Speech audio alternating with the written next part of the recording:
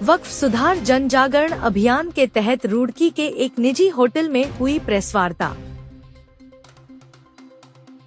रुड़की के एक निजी होटल में वक्फ सुधार जन जागरण अभियान के तहत प्रमुख समाज सेवी एवं इस्लामिक विद्वान डॉक्टर शालिनी अली ने पत्रकार वार्ता का आयोजन किया। पत्रकारों को संबोधित करते हुए इस्लामिक विद्वान डॉक्टर शालिनी अली ने कहा कि देश आज जिस दौर से गुजर रहा है उसमें देश के बाहर ही नहीं देश के अंदर भी कुछ कट्टरपंथी लोग अपनी राजनीतिक रोटियां सेंक रहे हैं।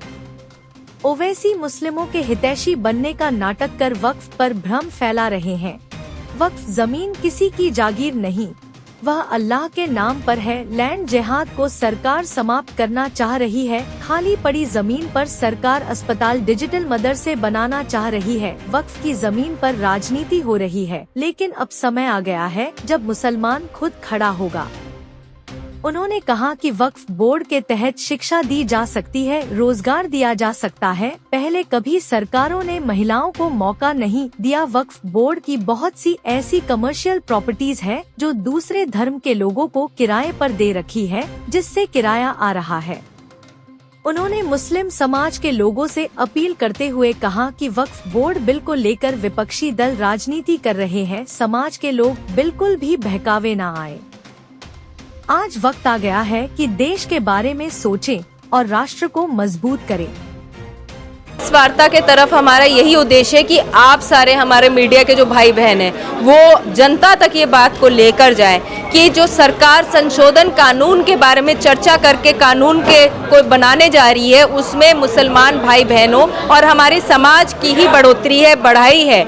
आज अगर मुसलमान 70 साल में भी तालीम के दर को नीचे लेकर गया है तो वो सिर्फ इस वजह से क्योंकि तालीम के इदारे इतने तादाद में नहीं है जितने होने चाहिए थे। आज अगर मुसलमान गरीब है और 70 साल पहले भी गरीब था तो ये जो इतने लाखों एकड़ की ज़मीनों की बात होती है वक्फ की, उन ज़मीनों के ऊपर क्या कार्य हो रहा है और क्या कार्य होना चाहिए था, इसके ऊपर जब जवाब मांगे जा रहे हैं तो अन्य राजनीतिक दलों के जो लीडर्स हैं उनके पेट में दर्द हो रही है।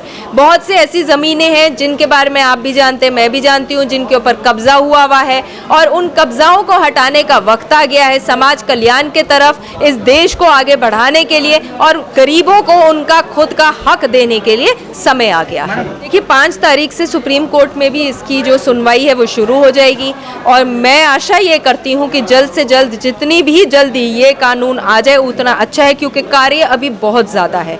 जैसे जितने भी स्टेट वक्फ बोर्ड्स हैं उनमें ये ब्यौरा इकट्ठा करना काफ़ी नहीं है, उस ब्यौरे को इकट्ठा करने के बाद ये देखना ज़रूरी है कि कहाँ पे क्या काम हो सकता है, आय कैसे बढ़ाई जा सकती है और समाज के प्रति ये सारी जितनी भी अवैध संपत्तियां हैं उनके ऊपर कब्जा वापस कैसे लिया जा सकता है। अभी काम बहुत बाकी है, सिर्फ बिल आ जाने से काम नहीं होगा, वो तो आधा काम है।